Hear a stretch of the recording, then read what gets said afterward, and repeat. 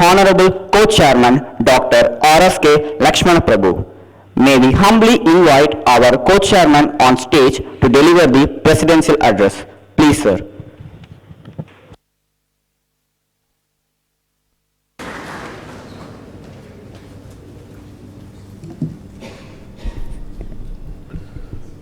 Good morning, one and all. Respected Collector, Dindigul District, welcome you, sir. And respected Chief Guest, Shri Kamal Kishore, welcome you, sir. And other delegates. I sincerely appreciate this opportunity provided to me to share my thoughts on disaster management, which is one of the growing concerns for any country. India is no exception. In my view, we have a long way to go. As a country, we haven't prepared ourselves fully yet to face any sort of disaster, be it man-made or natural. I take this opportunity to share some of my views how it can be designed and implemented. The key focus on disaster management is to establish institutional accountability in preparing and implementing disaster management plans at different levels of the country. Development plans incorporating disaster risk reduction and hazard-specific multi-sectoral plans have to be made as an exclusive tool for reducing risk and achieving sustainable development.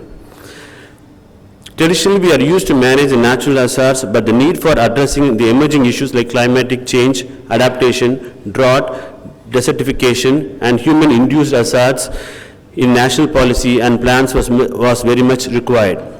There's a need for a national document or disaster management which should include both natural and human-induced hazard in its action plan involving government and non-government organizations and private sector in a comprehensive way.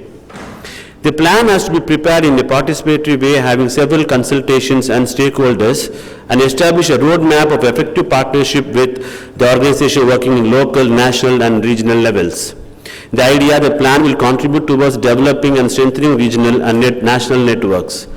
Diversified cultural heritage, archaeological sites, and natural beauty of the country have made this land attractive.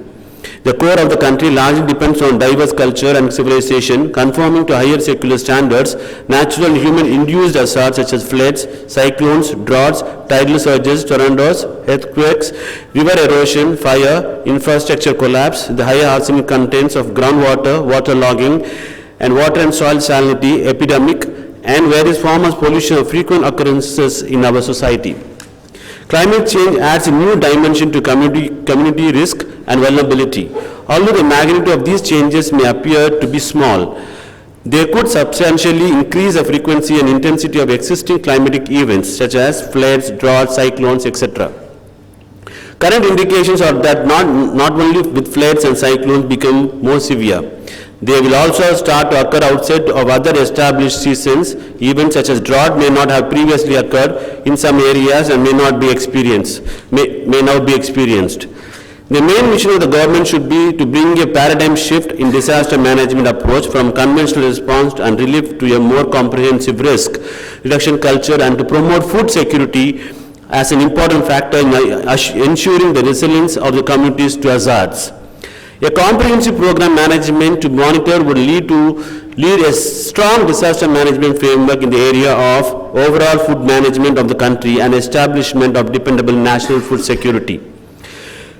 Implementation of national food policy and strategy with overseeing and monitoring of overall food supply situation of the country, monitoring and coordination of all matters relating to procurement, storage and distribution of food grains, and ensuring fair price. Formulation and implementation of policies and planning relating to disaster management, relief and rehabilitation, and poverty reduction through formulation, implementation and evaluation of programs, planning, coordination, monitoring and evaluation of matters related to relief activities and disaster management. Coordination among the different organizations for pre-disaster, during disaster and post-disaster activities, including preparation of disaster management guidelines. Provision of assistance to disaster-related ministries and organizations in preparing the action plan on matters related to disaster management.